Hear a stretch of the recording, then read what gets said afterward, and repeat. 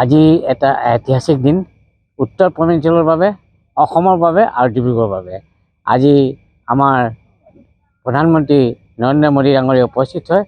এই যি মৰাণৰ ৰাস্তাত তেওঁ প্লেনেৰে নামিব, উদ্যমী নামিব, এটা ঐতিহাসিক দিন হ'ব। কাৰণ কেলৈ ৰাস্তাত এটা প্লেন নামাটো আমি কেতিয়াও ভবা নাছিলোঁ যে অসমৰ ৰাস্তাত এটা প্লেন নামিব, যুদ্ধ বিমানবিলাক নামিব। আৰু আমি গৌৰৱান্বিত যে আমি ডিব্ৰুগড়বাসী হোৱাৰ কাৰণে যে আজি এনেকুৱা সময়, এনেকুৱা পল আমি পাবলৈ পাইছোঁ, যিহেতু আমাৰ অসমৰ কাষতে চীন আছে আৰু সদায় এটা যুদ্ধৰ স্থিতি হৈ থাকে। আপোনালোকে চাই আছে এই যুদ্ধ বিমান আহি আছে, তেনেকুৱাই নামিব। আৰু তেওঁ এটা এনেধৰণেৰে কাম আমাৰ আগত অসমৰ কৰি যাব, যিটো আমি কেতিয়াও চিন্তা কৰা নাছিলোঁ, ভবা নাছিলোঁ।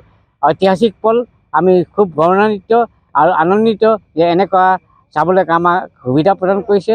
আৰু দেশৰ ৰক্ষাৰ কাৰণে, সুৰক্ষাৰ কাৰণে বাধৰ পৰিস্থিতিত যিটো বিমান ইয়াত নামিব, আমাৰ সকলোৰ কাৰণে এটা সুবিধাজনক আৰু ভাল কথা হ'ব।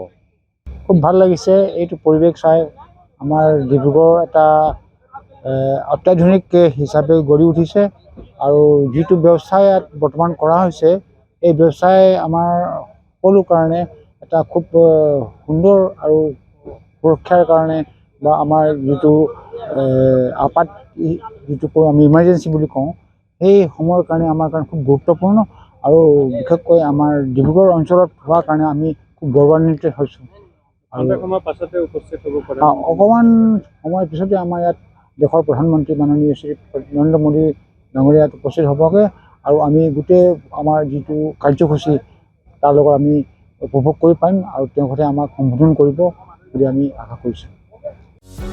যিকোনো খবৰৰ বাবে যোগাযোগ কৰক আমাৰ এই নম্বৰত 9181 307 221।